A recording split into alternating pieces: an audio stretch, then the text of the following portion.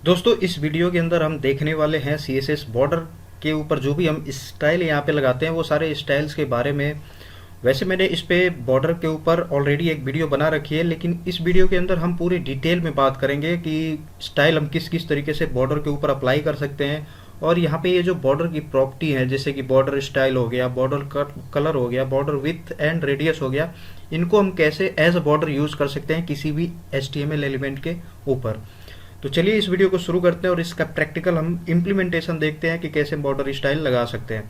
तो हमारा यहाँ पे पुराना कोड है, इसको हम डिलीट कर देते हैं, ये पुरानी वीडियो का है।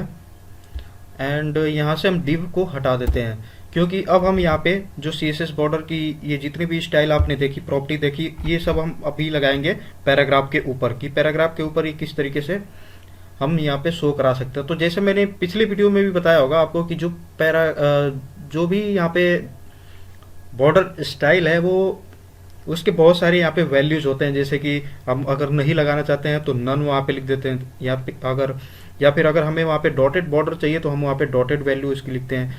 खैर हम यहाँ पे दो तीन यहाँ पे पैराग्राफ ले लेते हैं, जिससे हमारा जो कॉन्सेप्ट होगा वो क्लियर होगा कि किस तरीके से हम लगाना चाहते हैं।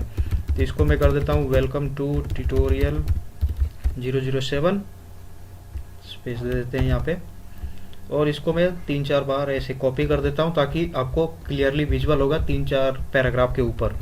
तो हमने ये पैराग्राफ ले लिया 4, और इसके ऊपर सबसे पहले जो हमारा यहाँ पे CSS का जो स्टाइल है, यानी कि बॉर्डर स्टाइल, इसको हम यहाँ पे अप्लाई करने वाले हैं। तो इनको हम अलग अलग क्लास दे देते हैं, जिससे हम इनके ऊपर इंडिविजुअली अप्लाई कर सकें। अगर हम इसको क्लास नहीं देते हैं तो ये डायरेक्टली, जैसे अगर मान लीजिए हम डायरेक्ट अगर हम पैराग्राफ यानी कि एलिमेंट नेम से अगर हम उठाते हैं तो हम बॉडी के अंदर क्या देखेंगे कि यहाँ पे 4 पैराग्राफ हैं। तो ये चारों को पिक करके उनके ऊपर ये जो हम स्टाइल यहाँ पे लिखेंगे वो अप्लाई हो जाएगा। लेकिन अगर हमें किसी इंडिविजुअल को पिक करना है तो हम यहाँ पे ID या फिर क्लास देते हैं, ठीक है। तो अगर मैं यहाँ पे सबके ऊपर लगाऊं सेम स्टाइल, तो ये देखिए कैसे लगता है।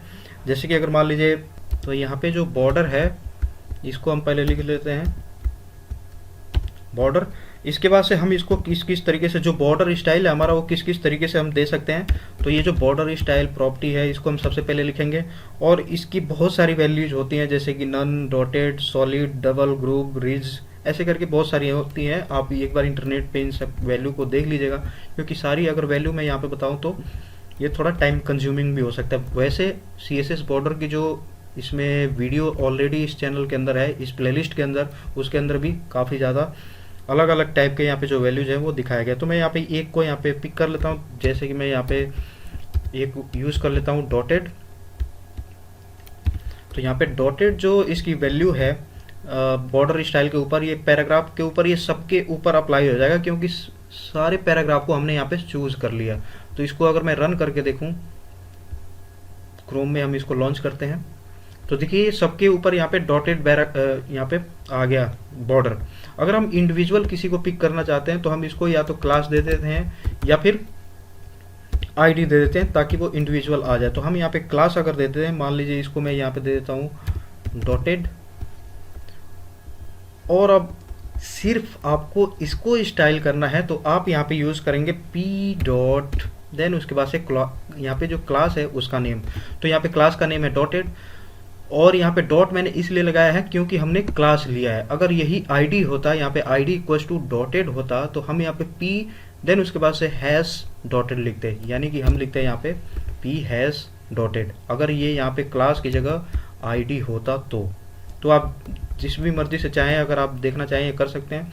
तो हम इसको यहाँ से रिफ्रेश करते हैं, तो आप देख सकते हैं सिर्फ एक ही पैराग्राफ को उसने पिक किया और उसके ऊपर उसने बॉर्डर स्टाइल लगा दिया, क्योंकि हमने यहाँ पे क्लास से सिर्फ एक को ही पिक किया। अब जो हमारे पास दूसरा जो CSS की प्रॉपर्टी है कि बॉर्डर विड्थ, यानी कि अगर हमें बॉर्डर की विड्थ यहाँ पे घटानी बढ़ानी है तो आप उसको हैंडल कर सकते हैं। तो ये हमारा बॉर्डर हो गया चारों साइड डॉटेड। अगर इस बॉर्डर की विड्थ को आप बढ़ाना चाहते हैं, यानी कि ये अभी छोटा छोटा यहाँ पे जो डॉटेड यहाँ पे आइकन है वो आ रहे हैं, अगर आप इनकी विड्थ को बढ़ाना चाहते हैं तो आप बढ़ा सकते हैं जो CSS बॉर्डर विड्थ प्रॉपर्टी है उसकी हेल्प से। यानी कि ये होगा क्या कि ये अभी ये जो बॉर्डर के यहाँ पे जो डॉटेड आ रहे हैं ये अभी छोटे छोटे आ रहे हैं। ऐसे ही अगर आप इनकी विड्थ को इंक्रीज कर देते हैं पिक्सल वैल्यू में, तो यहाँ पे ये जो डॉटेड होंगे ये बड़े बड़े हो जाएंगे। इसको दिखाता हूँ मैं कैसे होंगे।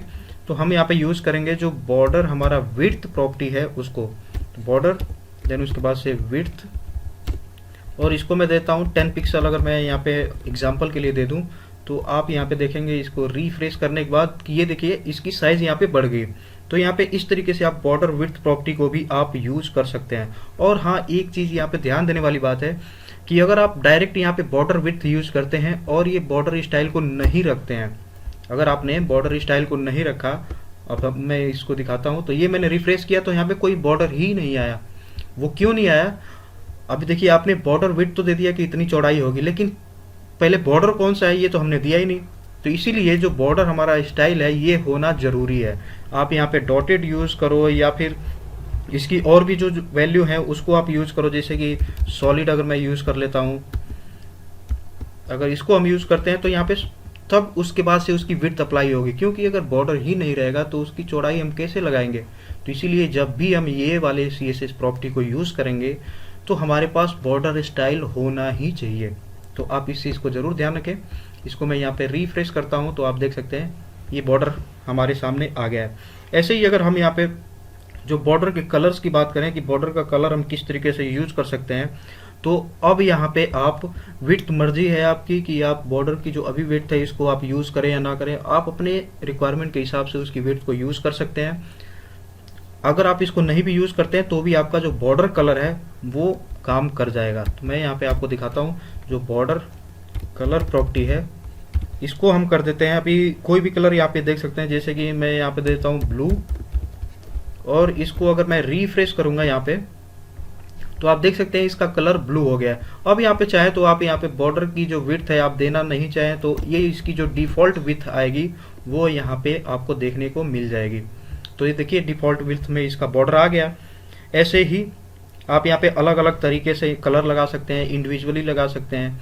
बाकी अभी मैंने यहाँ पे आईडी दिया हुआ है तो इसीलिए ये सिर्फ इस पे ही आ रहा है। अगर यहाँ पे ये आईडी हटा के और यहाँ से आप आईडी को हटा देते हैं तो ये सब पे ही अप्लाई हो जाएगा। तो हम यहाँ पे रिफ्रेश करते हैं तो आप देख सकते हैं ये चारों पे अप्लाई हो गया। तो इसीलिए आईडी और क्लास को उस तरीके से आप यूज करिए। अगर आपको इंडिविजुअली किसी भी एलिमेंट को अगर आपको पिक करके उसके ऊपर स्टाइल करना है तो आपको आईडी या फिर क्लास देना जरूरी है। और एक और चीज साथ ही साथ, मैं आईडी और क्लास दोनों यूज करने की बात कर रहा हूँ, लेकिन क्लास जब हम यूज करते हैं तो हम मल्टीपल सेम क्लास को यूज कर सकते हैं। जैसे कि मान लीजिए मैंने यहाँ पे क्लास दिया C1, ठीक है, तो और ये C2, इसको C1 ही रख देते हैं सबको, C1 और C1। तो अभी होगा क्या कि हम एक क्लास के नेम को हम कई जगह यूज कर सकते हैं, ये अलाउड है। लेकिन अगर यही आईडी होता तो हमें इंडिविजुअल नाम देना होता है। हम यहाँ पे इस तरीके से कॉपी रेप्लिकेट नहीं कर सकते। तो आप यहाँ पे आईडी दूसरा अगर देते हैं तो इसको अलग रखना पड़ेगा। तो इस तरीके से आप यहाँ पे इसकी स्टाइलिंग बॉर्डर की कर सकते हैं। तो आई होप आपको ये जो बॉर्डर की स्टाइल है आपको समझ में आ गया होगा। तो फिलहाल इस वीडियो में इतना ही, मिलते हैं आगे वीडियो में, तब तक के लिए धन्यवाद।